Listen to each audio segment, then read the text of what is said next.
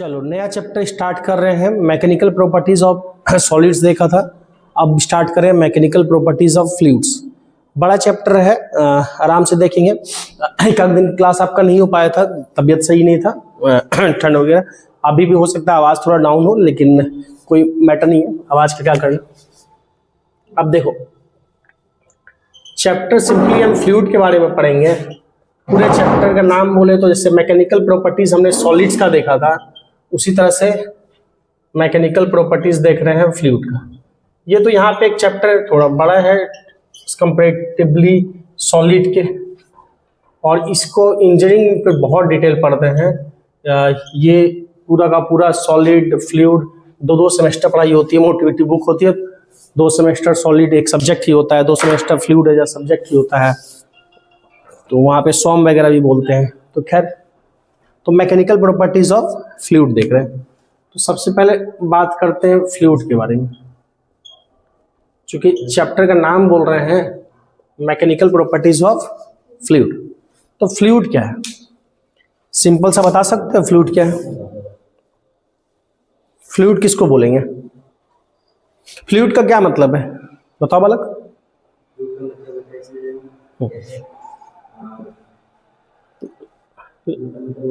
Liquid fluid है, gas है, नहीं है, बहुत सुंदर। वेपर, वेपर, भाप, वाष्प।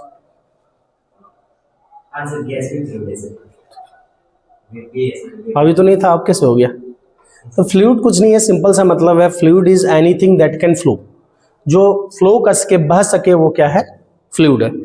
लिक्विड बह सकता है, रखोगे, गैस बह सकता है, फ्लो करता है, वेपर फ्लो करता है, सॉलिड रखा रखा थोड़ी है, ये रखा रखा बहने लगेगा, ऐसे ऐसे फ्लो करने लगा। तो जो चीज फ्लो कर सके वो फ्लूइड है। अच्छा, कोई चीज फ्लो क्यों करेगा? याद करो, 2 टाइप का हमने स्ट्रेस में पढ़ा था। तो किस टाइप का फोर्स है डिपेंड करता है किस टाइप का स्ट्रेस है। तो हमने 2 टाइप का फोर्स बोला था, एक फोर्स जो शियर यानी टेंजेंशियली लग रहा है, और एक फोर्स जो नॉर्मली लग रहा है, परपेंडिकुलर लग रहा है। तो एक फोर्स जो ऐसे लग रहा है टेंजेंशियली, और एक फोर्स जो नॉर्मली मतलब परपेंडिकुलर। तो कोई फ्लूइड ऐसे बह रहा है, मान लो पानी बह रहा है, या कोई फ्लूइड इस तरह से बह रहा है। अब मुझे एक बात बताओ, अगर कोई फ्लूइड इस तरह से बह रहा है तो उसको कौन सा बहाएगा फोर्स? शियर फोर्स बढ़ाएगा, इस डायरेक्शन में लगने वाला फोर्स बढ़ाएगा, कि इस डायरेक्शन में लगने वाला फोर्स बढ़ाएगा? आगे इस डायरेक्शन में लगने वाला, और इस डायरेक्शन में मतलब उसके पैरेलल लगने वाला फोर्स, उस फोर्स को क्या बोलते हैं? Shear force. यानी फ्लूइड वो चीज है जो फ्लो करता है किसके कारण? शियर फोर्स के कारण। और ये तुम्हारा परपेंडिकुलर नॉर्मल फोर्स क्या होगा? तो रोकना चाहेगा ना, तो खींचना चाहेगा से नीचे। फ्लूइड ऐसे जाना चाह रहा है, वो खींचना चाहेगा। तो फ्लूइड क्या है? कोई भी चीज जो फ्लो करता है under the action of shear force, however small force में भी, फोर्स कितना भी छोटा हो, लेकिन अगर लग रहा है तुम्हारा किस डायरेक्शन में, इस डायरेक्शन में, तो कुछ ना कुछ क्या कहेगा? बहाएगा ही। तो लिख लो जल्दी से, फ्लूइड लिखो। ए fluid is a substance, a fluid लिख लो, is a substance that can flow.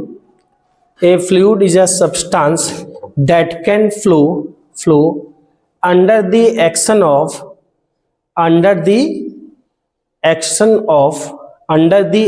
of shear force.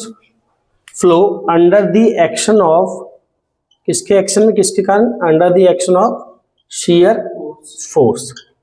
Bracket में लिख लेना, however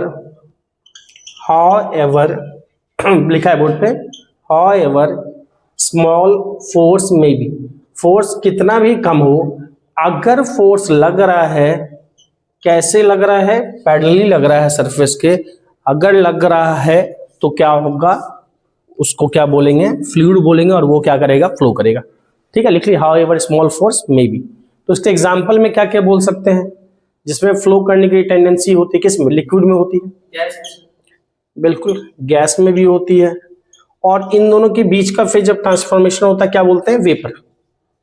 तो ये सब किस में आएगा? फ्लूइड में आएगा। ठीक, यानी शियर फोर्स के अंदर में कोई बॉडी फ्लो करता है और जिसमें फ्लो करने की टेंडेंसी होती है उसको फ्लूइड बोलते हैं।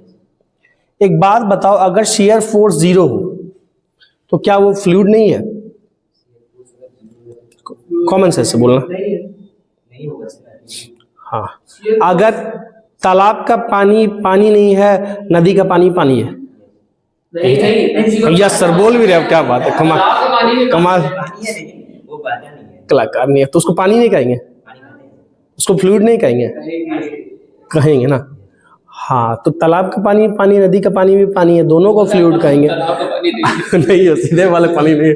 तो तालाब का पानी बहेगा नहीं, क्यों नहीं बहेगा? क्योंकि शियर फोर्स नहीं मिल रहा होगा सरफेस के पैरेलल। नदी के पानी को शियर फोर्स मिल रहा है, मतलब शियर फोर्स अगर सरफेस के पैरेलल फोर्स मिल रहा है तो बहेगा, नहीं मिल रहा है तो नहीं बहेगा। लेकिन इसका मतलब है फ्लूइड नहीं होगा, ऐसा नहीं है।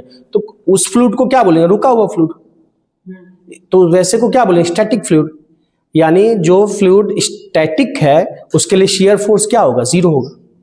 फ्लूइड के डेफिनेशन के लिए हमने यूज किया कि फ्लूइड वो चीज है जो बहने लगे अगर शियर फोर्स मिले तो। अब सॉलिड में शियर फोर्स मिलेगा ना, बहेगा सॉलिड थोड़ी, फ्लूइड की तरह धक्का लग सकता है पर वो बहेगा थोड़ी। तो लिखो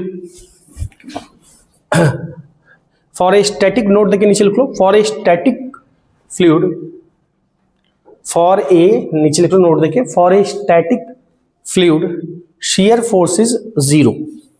For a static fluid, for a static fluid, for a static fluid shear force is 0. For a static fluid shear force is 0. Static fluid के लिए shear force क्या है? 0। ठीक, नीचे देखते हैं, नीचे लिखो कुछ, फिर बात करते हैं। अच्छा, सॉलिड और फ्लूइड में क्या होता है? सॉलिड क्या अगर इलास्टिक रहा, इलास्टिक लिमिट के अंदर में, हमने ग्राफ भी देखा था पिछले चैप्टर में, इलास्टिक लिमिट के अंदर में सॉलिड की टेंडेंसी होती है ना अपने शेप को रिगेन करने की। क्या ऐसी टेंडेंसी फ्लूइड में भी होती है? जो शेप दिखेगा वही बन जाएगा फ्लूइड को। नहीं, तो हम जो पूछ रहे हैं उसका जवाब दो। हम बोल रहे हैं अंदर इलास्टिक लिमिट क्या होता है? सॉलिड अपने शेप को रिगेन कर लेता है। क्या फ्लूइड भी अपने शेप को रिगेन कर लेता है? जैसे सर शहद है, शहद ऐसे फैला हुआ है, उसको बटोरे फिर बस। तुम बटोरा ना, तो बटोरने पे तो कुछ भी हो जाएगा, बटोरने पे तो कुछ भी हो जाएगा। तो इलास्टिक है, सॉलिड रिगेन किया शेप, ना पकड़ के रखो, नहीं रिगेन करने देंगे, नहीं क्या होगा? बटोरने पे तुम्हारा मेहनत लग रहा है ना, बटोरने के लिए। आपने नेचुरली सॉलिड इलास्टिक लिमिट के अंदर तुमको, फिर तुम पकड़ के कंप्रेस करके नहीं ला रहे हो। रबड़ को खींचा, रबड़ में दिख रहा है इसलिए उसका एग्जांपल ले रहे हैं। रबड़ को खींचा, छोड़ा, फिर वापस आया, तुम पकड़ के वापस नहीं ला रहे हो, वो खुद हो रहा है। तो वैसा ही फ्लूइड में शेप ये हुआ, फिर से बैक आएगा खुद ब खुद। सर अगर हम लोग देखेंगे, जैसे हम लोग देखते हैं बहुत सारा जो विस्कस फ्लूइड रहता है कंटेनर में रखे हुए, उसे से प्रेस किए तो फिर वो दोबारा से, तो वो तो अलग टेंडेंसी ना, उसमें वो इलास्टिक नेचर है, वो अलग सेमी फ्लूइड बोलते हैं। या फिर बीच, वो बीच का स्टेज भी होता है, सॉलिड लिक्विड के बीच का स्टेज होता है, वो फिर कई लेयर होते हैं। फिर इंजीनियरिंग में देखते हैं हमको सॉलिड और फ्लूइड के बीच का स्टेज भी होता है। फ्लूइड फिर कई टाइप के सॉलिड नाम होते हैं, सेमी सॉलिड, सेमी, ये उसको फिर अलग अलग टाइप का बहुत सारा कहते हैं, वो अलग चीज। मैं प्योरली सॉलिड, यहाँ हम बेसिकली सॉलिड, फ्लूइड, मतलब फ्लूइड में वेपर, गैस या लिक्विड, मैंने लिक्विड, सॉलिड, गैस, इन्हीं के बारे में बात कर रहे हैं जो पूरे तरीके से सेमी परमेबल नहीं, बीच की चीजें नहीं बात कर रहे हैं। ठीक है, तो लिख लो, लिखो जो लिखा रहे हैं जल्दी से नीचे लिखो, नोट। हाँ, नोट में कर लो, अगला नोट में सेकंड नोट कर लो। Solids regain original shape, solids regain original shape, regain original shape if the shear force within elastic limit, if the shear force, पिछले चैप्टर में बताया है, if the shear force within elastic limit, shear force within the elastic limit, comma when the force is removed, when the force is removed, when the force is removed। ठीक, force is removed, but fluid never regain, हाँ क्या बोले अभी वहीं खोयो तो पूछो elastic limit when the force is removed. जल्दी ले लिखो मतलब कथा में टाइम क्यों खराब करें, तो बच्चों की कॉन्सेप्चुअल कथा है इसलिए लिखा दे रहा हूँ, अदरवाइज सुना देते, ठीक है ना। Force is removed but fluid never regain original shape, never regain original shape after the removal of force,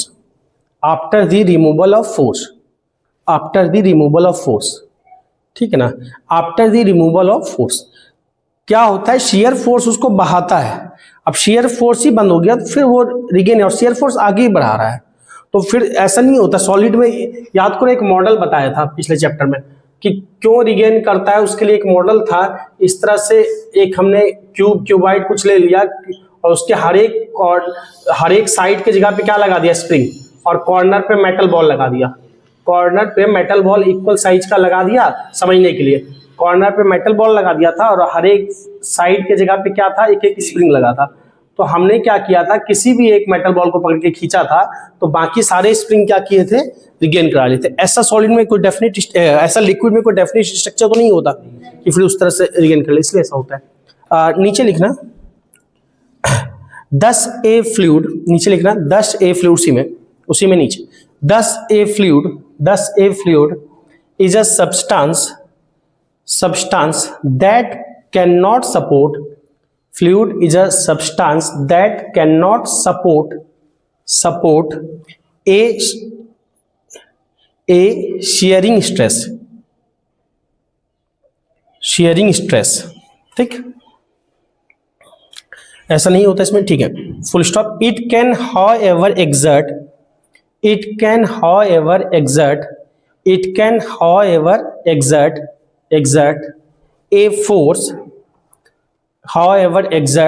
force in the direction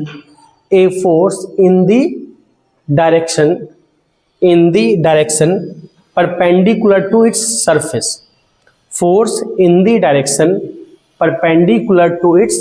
surface, perpendicular to its surface, ठीक। हाँ ये फोर्स लगाएगा, इसका ऐसे फ्लूइड है, ये परपेंडिकुलर सरफेस ये लगेगा, ठीक। अच्छा इसी की तरह जानो फ्लूइड वो चीज है जो फ्लो करता है किसके कारण, शेयर फोर्स के कारण।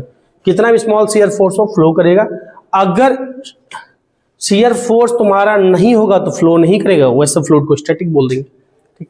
अब कुछ बेसिक चीजें हैं जो पिछले चैप्टर में बात किए थे, इस चैप्टर में भी एज अ थ्योरी दे रखी है, तो जल्दी जल्दी हम देख लेते हैं।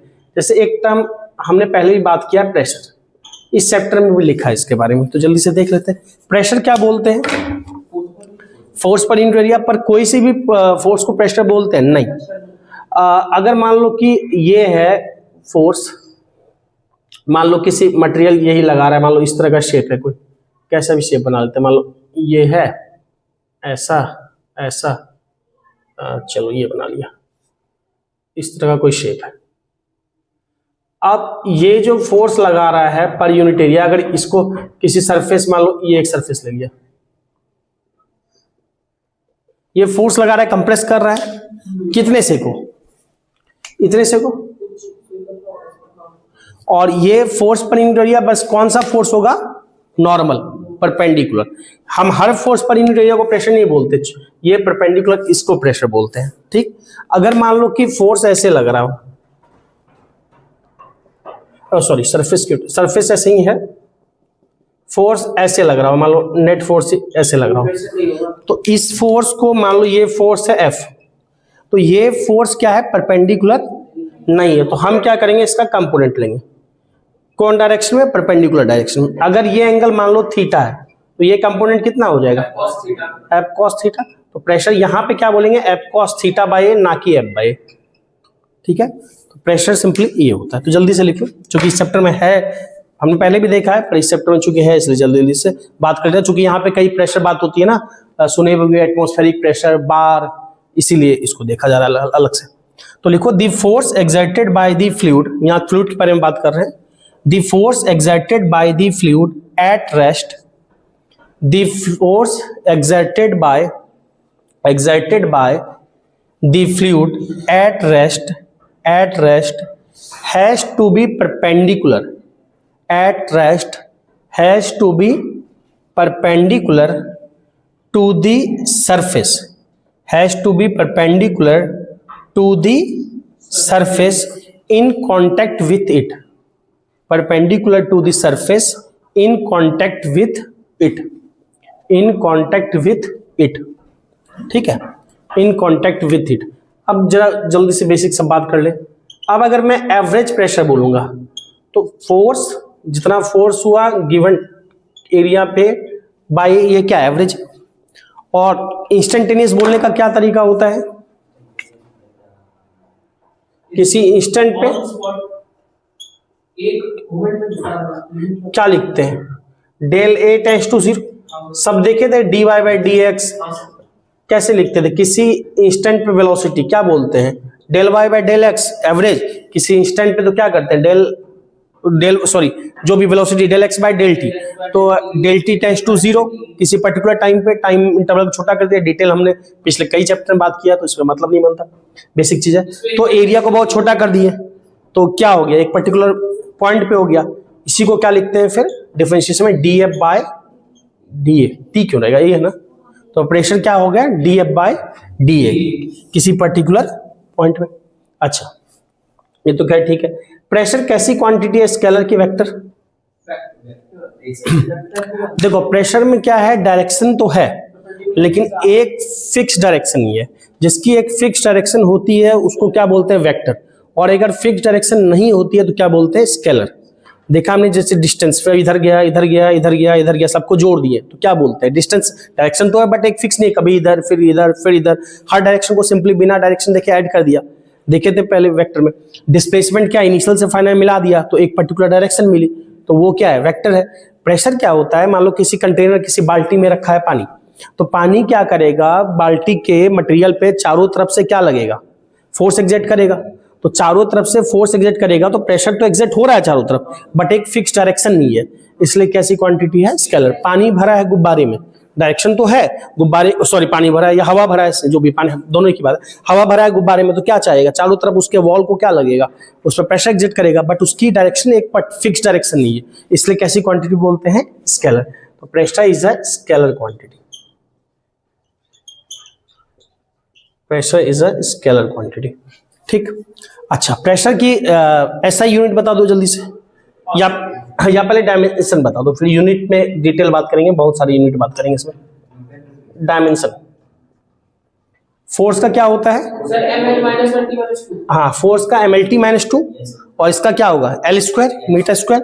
तो mlt-2 और एरिया का क्या होता है, मीटर स्क्वायर यानी एल स्क्वायर, तो क्या हो जाएगा ml-1 t-2। इतनी बेसिक सी बातें हैं, चलो इतनी कहानी तब तक नोट करो, उसके बाद हम फिर यूनिट देखेंगे, ठीक है।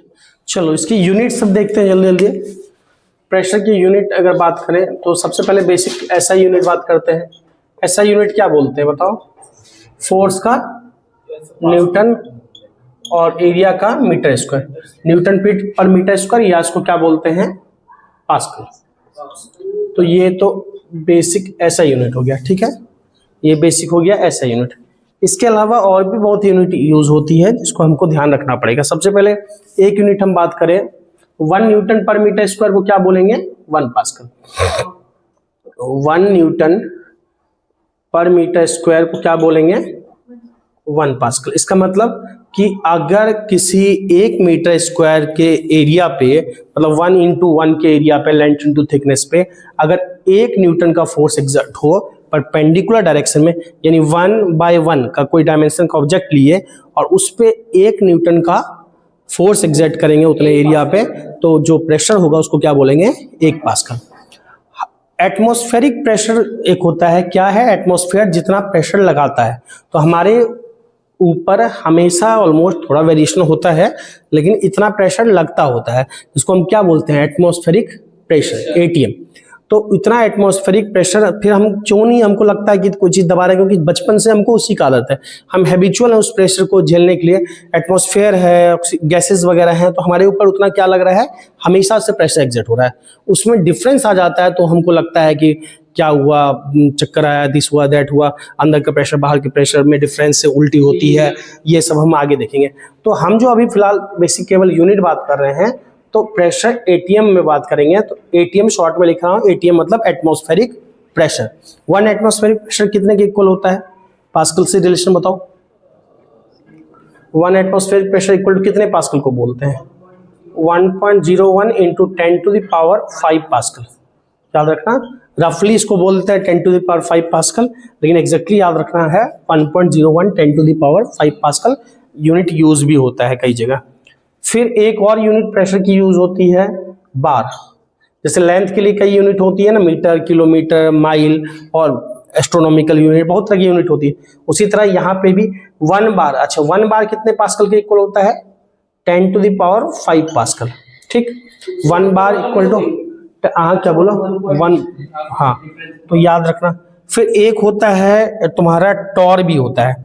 1 टॉर क्या होता है, इसके इक्वल जो होता है ना 1 एटीएम इक्वल टू 1.01 इंटू क्या बोलते हैं 10⁵ पास्कल, और इसी को बोलते हैं 1, ये इक्वल कितने के होता है, एक और यूनिट होती है टॉर, ये इक्वल होता है 760 टॉर के, ये इक्वल होता है 760 टॉर के। और टॉर की क्या होता है, टॉर किसके इक्वल होता है, तो टॉर जो इक्वल होता है क्या बताओ, 1 mm ऑफ मर्क्यूरी। अच्छा जी, 1 mm ऑफ मर्क्यूरी का जो प्रेशर होता है उसको बोलते हैं कितना, 1 mm मर्क्यूरी के प्रेशर को कितना बोलते हैं, 1 mm ऑफ मर्क्यूरी के प्रेशर को बोलते हैं 1 टॉर। यानी 760 टॉर का मतलब है 760 mm ऑफ मर्क्यूरी। तो टॉर 1 टॉर कितना होता है, 1 टॉर होता है 1 mm ऑफ मर्क्यूरी। अब एक बात बोलोगे, 1 mm तो मिलीमीटर है, तो मिलीमीटर तो लेंथ होता है, मिलीमीटर तो लेंथ होता है, तो लेंथ प्रेशर के कैसे इक्विवेलेंट हो गया, लेंथ प्रेशर के कैसे इक्विवेलेंट हो गया, उससे मतलब नहीं है। हाँ क्या इसका मतलब बताओ, नहीं मैं वो नहीं बोलना चाह रहा, मैं ये बोलना चाह रहा हूँ कि उठा तो अच्छी बात है, मैं ये बोलना चाह रहा हूँ कि लेंथ यूनिट तो मीटर लेंथ की होती है, लेंथ को कैसे तुम न्यूटन पर मीटर स्क्वायर के इक्वल बता दिए, या फिर अलग अलग यूनिट के इक्वल बता दिए, ये होना, मीटर को कैसे किसी और यूनिट के इक्वल बता रहे हो। जैसे तुम बोलते हो 5 kg equal to 2 degree Celsius, दो ही अलग अलग यूनिट को इक्वल कर दिए ना, तो यहाँ कैसे कर दिए, ये बोल रहा हूँ। हाँ, इसका मतलब क्या होता है, आगे जाके देखेंगे इसका फॉर्मूला भी, ये क्या बताता है। 1 mm ऑफ मर्क्यूरी का मतलब है एक ट्यूब लो, उसमें 1 मिलीमीटर हाइट तक मर्क्यूरी भरो, वो जितना प्रेशर लगाएगा उस ट्यूब में पे, हम उसकी बात कर रहे हैं। अब आप बोलोगे ठीक है, ये क्या मतलब है 1 mm ऑफ मर्क्यूरी ले, ट्यूब तो कैसा भी हो सकता है, कम चौड़ा, ज़्यादा चौड़ा, और ज़्यादा चौड़ा। हाँ, ट्यूब कैसा भी होगा, अगर उसमें 1 mm हाइट तक मर्क्यूरी भरा है तो हर ट्यूब का प्रेशर बराबर होगा, चाहे ट्यूब का डायमेंशन बड़ा हो, छोटा हो, कुछ भी हो। क्यों, क्योंकि आगे चल के हम एक फॉर्मूला देखेंगे रो GH कैसे आएगा समझेंगे, तो वो देखेंगे कि इसका सिंपल मतलब है ट्यूब का शेप कैसा हो उससे कोई फर्क नहीं पड़ेगा। सिंपल है, कोई भी ट्यूब है उसमें 1 mm हाइट तक मर्क्यूरी भरो, वो जितना प्रेशर लगाएगा उतना प्रेशर है 1 टॉर, उसी को 1 टॉर बोलते हैं। ठीक, तो इतनी यूनिट हो गई, और भी कई यूनिट निकल सकती है, लेकिन आप इतना याद रखो। ठीक है, एक और लास्ट याद रख लो, 1 टॉर को पास्कल के इक्विवेलेंट भी करा देंगे, तो 1 टॉर पास्कल में हो जाता है, या 1 mm ऑफ Hg पास्कल में होता है 133 पास्कल। इतनी यूनिट याद रखना, कुछ कुछ एग्जाम में गिवन भी होता है, लेकिन ये बेसिक चीज़ें इतना याद होना चाहिए। तो 1 mm of mercury 1 torr equal to 133 pascal, यहाँ काफ़ी काम देगा, यहाँ होना चाहिए याद, और ये केमिस्ट्री में भी काम देता है। ठीक है, इसमें भी हम वैसे ही करेंगे कि न्यूमेरिकल हम अलग से डालते हैं तो अलग से ही डालेंगे, ताकि जब रिवीजन करते हो ना तो जो अलग से रिवीजन न्यूमेरिकल का आसान होगा। लेकिन कुछ कुछ बहुत बेसिक से न्यूमेरिकल को हम चैप्टर के बीच में भी डालेंगे, जहाँ पे बहुत कुछ नहीं है और कॉन्सेप्ट तुरंत कवर हो जाएगा। तो छोटे मोटे जो बेसिक से न्यूमेरिकल हैं वो बीच में भी रहेगा, और बाकी अच्छे न्यूमेरिकल बाद में रहेगा। ठीक है, तो एक क्वेश्चन करते हैं, सिंपल सा क्वेश्चन है, बस जल्दीबाजी में गलत आंसर जरूर दे देना।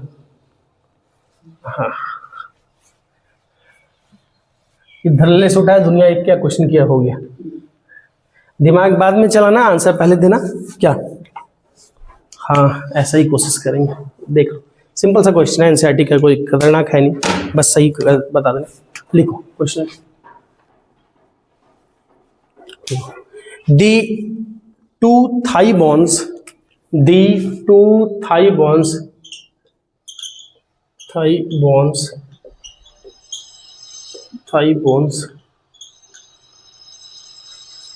क्या बोलते हैं जान की हड्डी को? फीमर्स जो भी बोलते हैं बहनों। टू थाई बोन्स ब्रैकेट में femurs, each of cross section area cross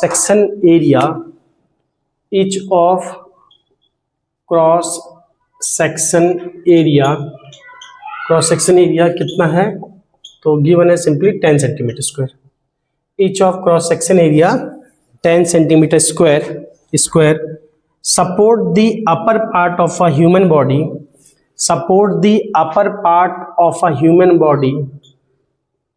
upper part of a human body of mass 40 kg, upper part of a human body of mass 40 kg, ठीक, 40 kg full stop। estimate the average pressure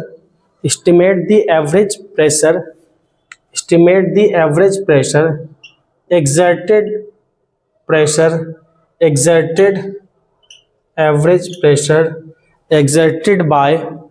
by the femurs,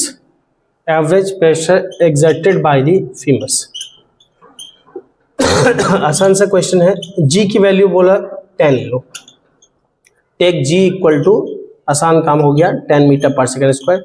जल्दी से 1 minute के अंदर ही बल्कि answer बता दो, ठीक, ऐसा ही यूनिट में बताओगे, ठीक। क्वेश्चन में कुछ खास नहीं है, पर हाँ थोड़ा सा आंसर खतरनाक सा होगा।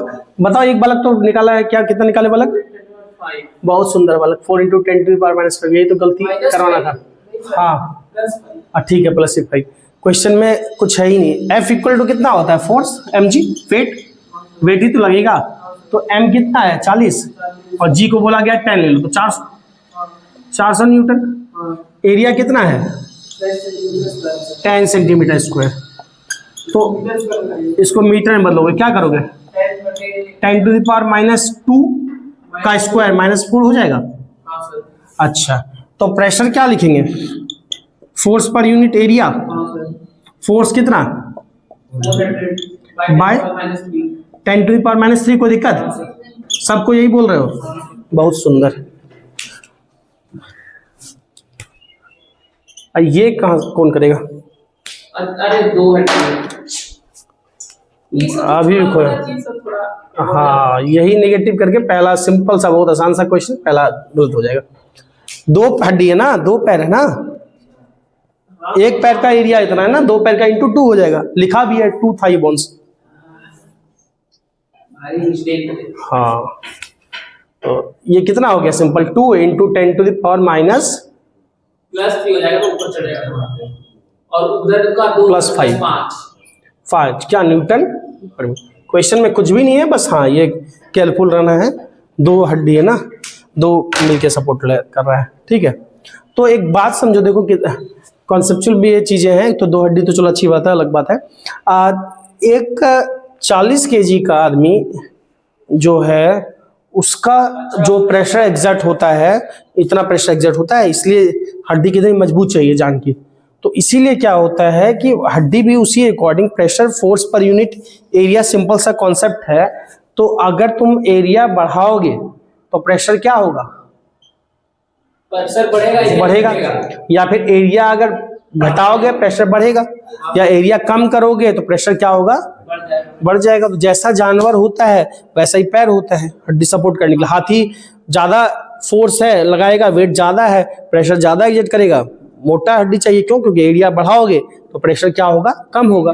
जो जानवर का वेट कम होता है, तेज भागने वाला का वेट कम होगा जनरली, चीता वगैरह पतला पैर होता है, देखना पतला पैर होता है तो लाइट वेट का भी होता है। वेट भी हल्का होगा, तो वेट हल्का है तो उसका क्या होगा, पैर भी पतला है। तो जैसा जानवर रहेगा, बॉडी जितना सपोर्ट देने के लिए उसी हिसाब से एडजस्ट रहेगा। फॉलो रहता है। हाँ, बिल्कुल। आदमी का जैसे है, आदमी का क्या है कि इसीलिए वजन ज्यादा बढ़ने पे बोलता है इसका पैर का घुटने का प्रॉब्लम होता है। नहीं, एक वजह ये भी है, क्यों? क्योंकि वजन ज्यादा हो गया, हड्डी, तो फिर हड्डी ये नहीं होता कि मांस बढ़ता है, थाई बढ़ता है, हड्डी का ये नहीं होता है कि उसका भी साइज बढ़ जाएगा, मतलब वो उतना ही है, उतनी कैपेसिटी के लिए बना है। अब धीरे धीरे वजन बढ़ रहा है तो फोर्स क्या हो गया, ज्यादा एग्जर्ट लगने लगा, हड्डी पे क्या होगा, जोर पड़ने लगा, तो क्या होता है, उसकी वजह से ये होता है, समस्या होता है पैर वगैरह। ठीक है, तो क्लियर है इतनी बातें? ठीक।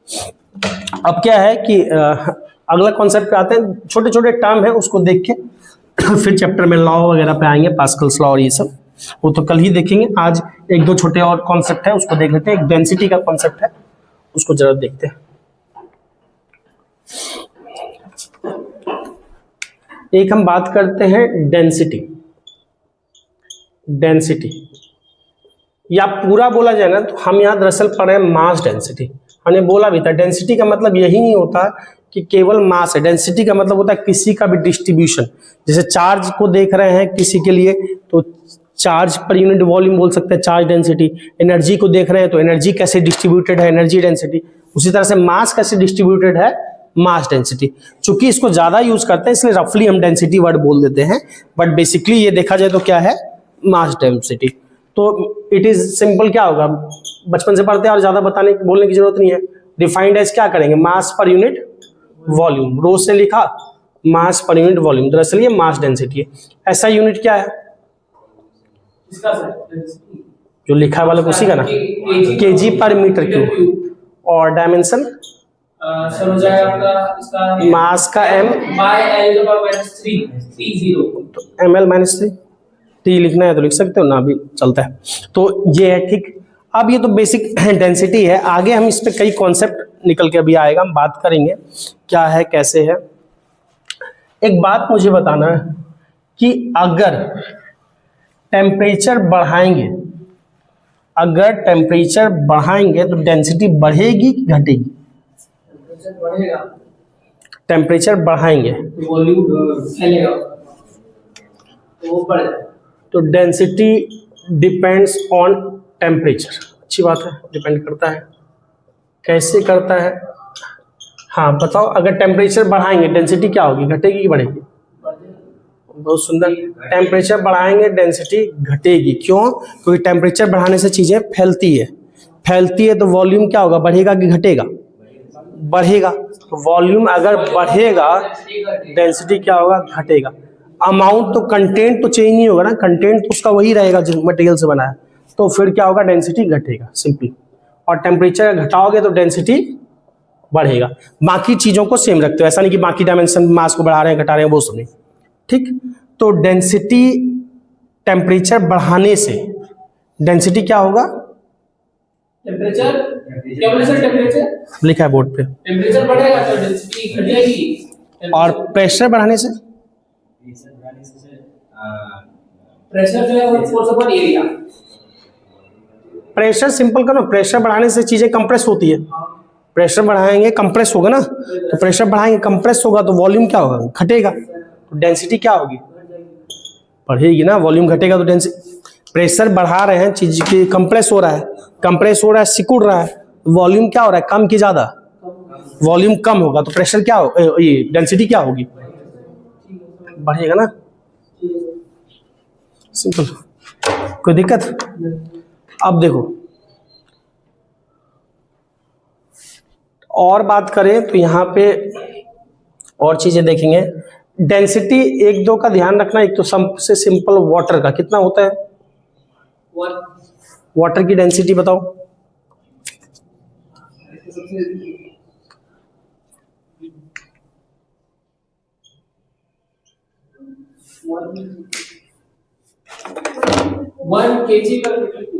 वाटर का होता है 1000 क्या, केजी पर मीटर क्यूब। वाटर की डेंसिटी क्या होती है, 1000 या 10⁻³ केजी पर मीटर क्यूब, यानी 1 मीटर क्यूब वाटर का जो मास होता है कितना होता है 1000 केजी। समझ में आ रही है बात? तो इतनी बेसिक चीजें लिखो, फिर मैं कुछ कॉन्सेप्ट बताऊंगा, नोट कर लो जल्दी, छोटा मोटा चीजें नोट कर लो। एक कॉन्सेप्ट पे बात करते हैं, चलो बताओ तुम लोग। जैसे कई बार पानी बोलता है ना कि तुम लोग बोलते हो 1 लीटर पानी, और जिनको नहीं पता होता है साइंस का फिजिक्स का उतना, तो बोल देते हैं कि 1 केजी पानी। तो दोनों तो पहला तो सेम है नहीं, 1 लीटर है 1 केजी है। लीटर क्या होता है? वॉल्यूम होता है, और केजी क्या होता है? मास होता है। तो मास और वॉल्यूम दोनों सेम चीज तो है नहीं, तो दोनों तो दो अलग चीज है। तो दोनों को सेम कहना तो सही बात नहीं है। चलो मान लो ठीक है, यूनिट वाइज तो सेम नहीं कर सकते, लेकिन हाँ अमाउंट क्या उतना ही होगा। जितना हम 1 लीटर पानी बोलते हैं उतना ही 1 केजी पानी का दोनों का मात्रा सेम होगा कि नहीं होगा। और अगर पानी मैं बोल रहा हूँ होगा, क्यों? देखते हैं कि 1 लीटर पानी और गलती से कोई 1 केजी पानी बोल दे, यूनिट वाइज तो अलग है लेकिन मात्रा दोनों का उतना ही होगा। लेकिन यही बात क्या दूध में लागू होगा? क्यों? और ये क्यों? और यही बात क्या इसमें लागू होगा? तुम्हारा दूध में, या फिर तेल, सरसों तेल में, या कभी सरसों तेल का ये देखे हो बोतल, उसमें देखे हो कुछ लिखा होता है कुछ इतना ग्राम, 1 लीटर का बोल के लाते हो ना बाजार से, 1 लीटर का, उसमें कितना 1000 ग्राम लिखा होता है क्या? कितना लिखा होता है? कितना है देखना ध्यान से, कुछ 910 ग्राम या ऐसा 910 ग्राम के आसपास ऐसा कुछ लिखा होगा, डिपेंड करता है कंपनी थोड़ा बहुत ज्यादा। लेकिन 1 लीटर सरसों का तेल 1000 ग्राम नहीं लिखा होता है। देखना कभी सरसों तेल का बोतल खरीद के लाते हो ना, घर पे होगा ही, जाके देख लेना आज। 1 लीटर सरसों तेल का जो बोतल बोल के लाते हो, 1 लीटर का बोतल है, वो 1 लीटर का ही होता है। 1 लीटर वॉल्यूम है, लीटर वॉल्यूम है, और वजन होता है केजी या ग्राम। तो वजन 1 लीटर का 1000 केजी नहीं होता है। बोतल में देखना 910 ग्राम ऐसा कुछ आसपास लिखा होगा। तो ऐसा क्यों? और लेकिन पानी में 1 लीटर बोल के लाओगे ना, और वजन में देखना, वो वजन नापना उसका 1000 ग्राम होगा। ऐसा क्यों? पानी में है उसमें नहीं है, क्या मामला है? तो देखो, अच्छा लीटर को इसमें लिखना आता है आपको मीटर क्यूब में? बेसिक यूनिट सब कन्वर्जन बताओ, 1 लीटर कितने मीटर क्यूब के इक्वल होगा? नहीं, एक ध्यान रखो, सब बेसिक यूनिट देखो कैलकुलेशन। 1 लीटर होता है equal to 1 decimetre cube. 1 litre होता है इक्वल टू 1 डेसीमीटर क्यूब।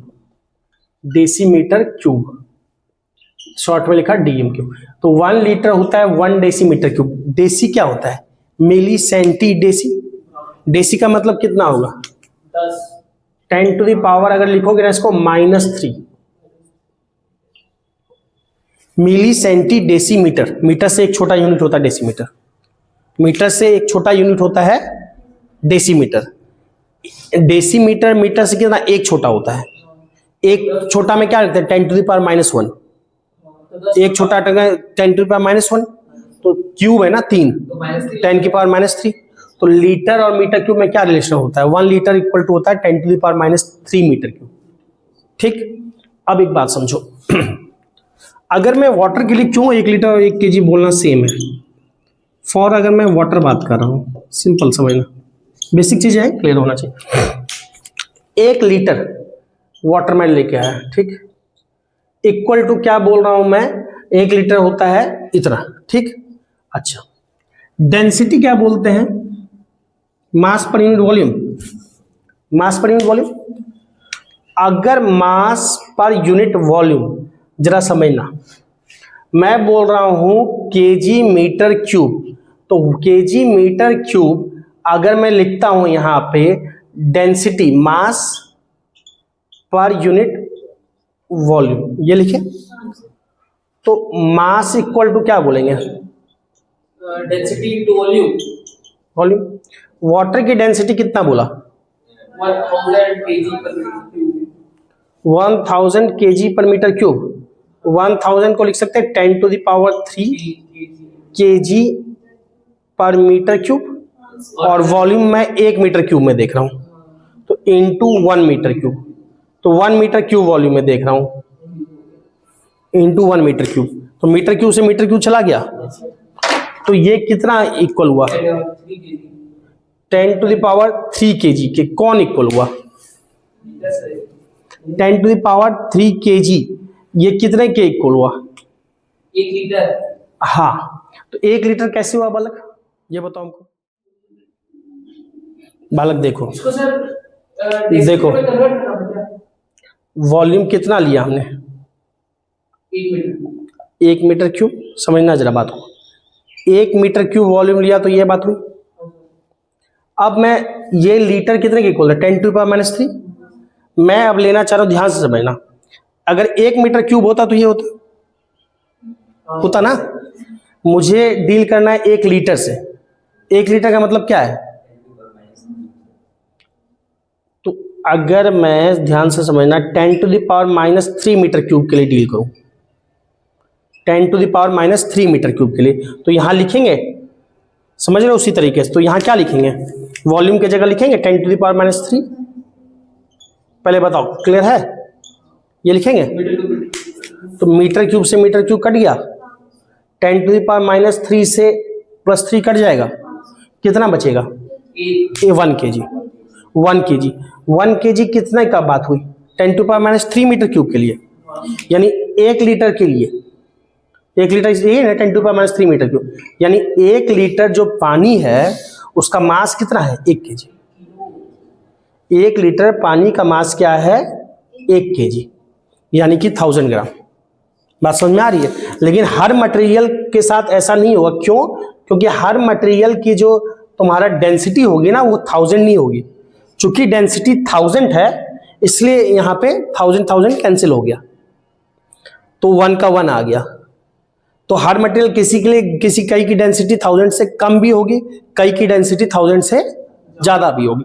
अगर डेंसिटी मान लो 1000 से ज्यादा होती होगी, जिसकी 1000 से ज्यादा डेंसिटी, जो पानी से गाढ़ा होता होगा, जो पानी से गाढ़ा होता होगा, जो भी, तो पानी से गाढ़ा होता होगा, तो ये क्या हो जाएगा? 1000 से ज्यादा।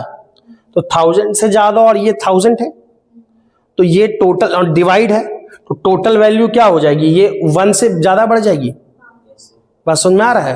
यानी उसका लीटर क्या हो जाएगा? केजी में ज्यादा भाग जाएगा, जो पतला होगा कंपैरेटिवली उस हिसाब से होगा। तो मतलब कहने का, इसलिए हर मटेरियल की चूंकि डेंसिटी 1000 नहीं होती, तो इसलिए हर मटेरियल का ये नहीं होगा। वाटर को, हाँ, तो वाटर को ही रेफरेंस लेते हैं, इसलिए तो वाटर के रेफरेंस पे ही ये चीजें आई। तो स्टैंडर्ड वाटर को मानते, फ्लूइड में वाटर को स्टैंडर्ड माना जाता है, लिक्विड में, और गैस में एयर को स्टैंडर्ड माना जाता है। सॉलिड में स्टैंडर्ड क्या माने? सॉलिड का डेफिनेट शेप साइज सब होता है ना, तो सॉलिड में ऐसा कुछ स्टैंडर्ड नहीं है। ठीक है तो नोट करो। ठीक है, क्लियर है? तो इसलिए अगर कोई पानी में गलती से कह देता ना कि 1 लीटर पानी दो और 1 kg पानी दो, तो मामला वही पड़ेगा। लेकिन हर में नहीं होगा, दूध में ये चीज नहीं चलेगा, सरसों के तेल में नहीं चलेगा। आपको दुकान वाला को बोलोगे 1 लीटर सरसों का तेल देने, वो 1 लीटर ही देना चाहेगा, क्योंकि 1 लीटर लगभग 910 ग्राम के इक्वल होगा, तो 910 ग्राम देना ज्यादा उसके लिए फायदेमंद है। दाम कहीं बस ये ना हो कि दाम आपसे केजी का ले ले, 1000 kg के, 1 लीटर 1000 kg का सरसों तेल का दाम दो, और सरसों तेल 910 ग्राम ही दे रहा है, पर में 90 ग्राम मौज कर रहा है। हाँ, तो इसलिए बेसिक पढ़ाई लिखाई जरूरी है। ठीक, अब देखो क्या है कि एक छोटा सा टर्म और देख लेते हैं आज, बाकी कल पास्कल लॉ वगैरह देखेंगे। एक होता है रिलेटिव डेंसिटी। रिलेटिव डेंसिटी का मतलब क्या होता है? रिश्तेदार डेंसिटी। वही जो अभी बोल रहे थे सर, वाटर को आइडियल मानना। हाँ, और स्पेसिफिक ग्रेविटी, एक ही बात है। इसको स्पेसिफिक ग्रेविटी भी बोलते हैं इस टर्म को, या फिर रिलेटिव डेंसिटी। रिलेटिव वर्ड जहां भी होता है मतलब कंपेयर करना, रिस्पेक्ट में। रिलेटिव का मतलब होता है रेशियो। रिलेटिव वर्ड लिखा है मतलब रेशियो किसका? जिस टाइप की क्वांटिटी लिखा है उसका रेशियो उसी टाइप की क्वांटिटी से, क्योंकि कंपेयर उसी टाइप की क्वांटिटी से होगा, तब पता चलेगा ना कि उसके स्टैंडर्ड में कितना हाईली डेंस है कि कम डेंस है। तो रिलेटिव डेंसिटी बेसिकली डेंसिटी का रेशियो डेंसिटी से होता है। तो कैसी डेंसिटी? जिस मटेरियल बोल रहे हैं उसकी डेंसिटी डिवाइड बाय डेंसिटी किसका? स्टैंडर्ड का। स्टैंडर्ड कौन? जिसका हमको पता होता है। तो साइंटिफिकली जिसके बारे में कंफर्म है कि इसकी डेंसिटी इतनी होती है, वो हम कंफर्म है वाटर की डेंसिटी। और वो भी कब? 4 डिग्री सेल्सियस पे। 4 डिग्री सेल्सियस पे वाटर का एनामोलस बिहेवियर होता है, वाटर की डेंसिटी सबसे मैक्सिमम होती है। वो हम पढ़ेंगे जाके तुमको नहीं अभी भी पढ़ेंगे 11th में, ये थर्मल चैप्टर में, थर्मल प्रॉपर्टीज ऑफ मैटर, वहां देखते हैं।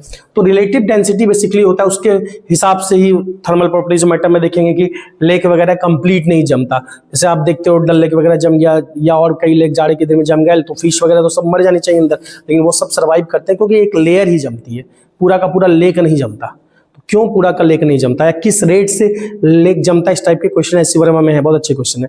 तो वो सब चीजें जो होती है उससे रिलेटेड बात है, तो हम नेक्स्ट चैप्टर में देखेंगे। अभी हम केवल बात कर रहे हैं जो हमको स्टैंडर्ड पता है, तो वो डेंसिटी पता होती है एट 4 डिग्री सेल्सियस और उस पर वाटर की डेंसिटी मैक्सिमम होती है। बाकी क्यों कहा हम आगे देखेंगे।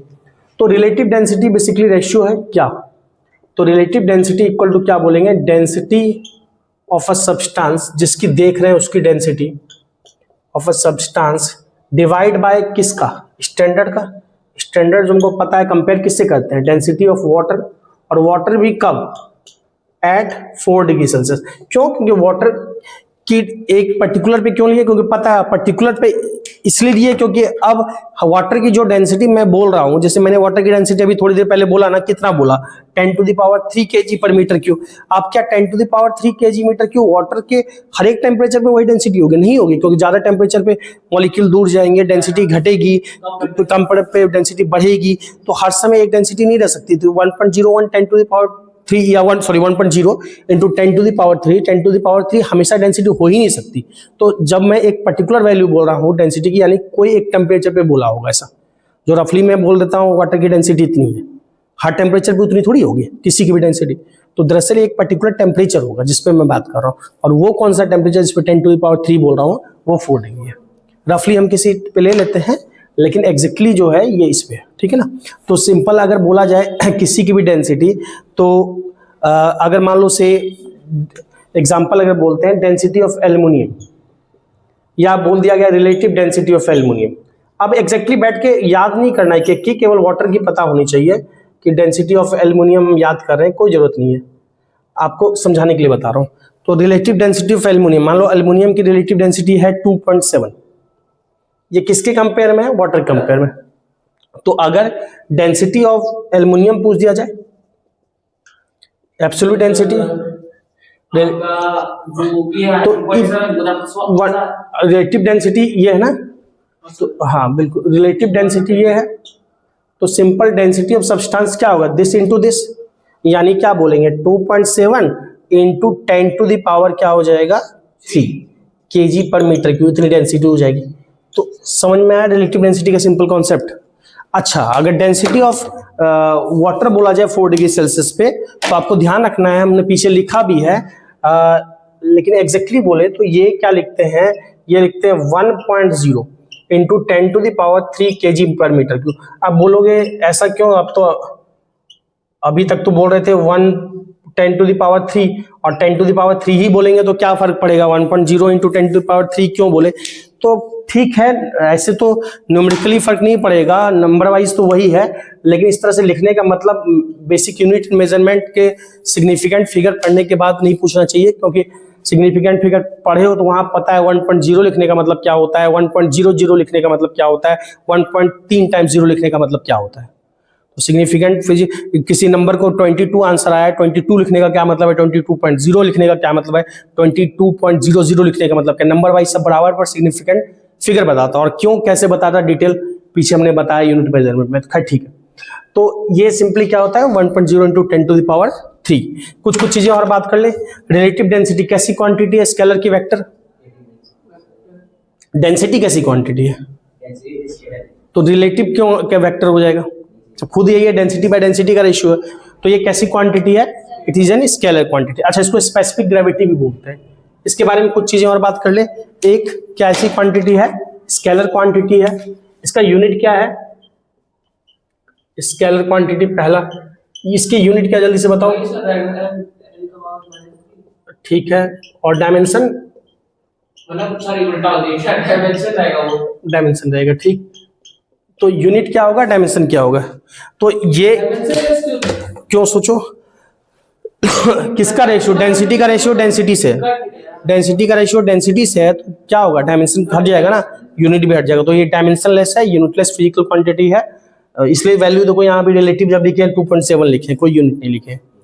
तो इतनी बातें क्लियर है, तो इतनी बेसिक कहानी थी, रिवाइज कर लेना अच्छे से। कल फिर हम चैप्टर में आगे बढ़ेंगे, कल पास्कल्स लॉ वगैरह देखेंगे और आगे बात करेंगे। ठीक।